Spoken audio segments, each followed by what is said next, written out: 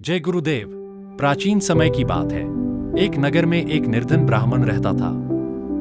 वह सच्चा, ईमानदार और भगवान विष्णु में पूर्ण श्रद्धा रखता था, लेकिन गरीबी के कारण उसका जीवन बहुत कष्टों में बीत रहा था।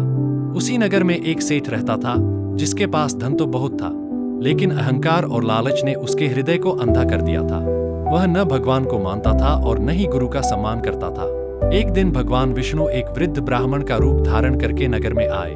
उन्होंने सबसे पहले उस निर्धन ब्राह्मण के घर भिक्षा मांगी। उस ब्राह्मण ने बिना सोचे समझे पूरे प्रेम से जो भी था प्रभु को अर्पित कर दिया।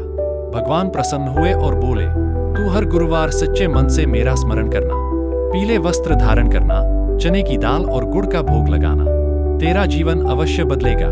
कुछ समय बाद उस ब्राह्मण के जीवन से गरीबी दूर होने लगी। घर में सुख शांति और धन आने लगा। उधर वही भगवान जब सेठ के घर गए तो सेठ ने उनका अपमान किया और भिक्षा देने से मना कर दिया। कुछ ही समय में उसका सारा धन नष्ट हो गया। तब सेठ को अपनी भूल का एहसास हुआ।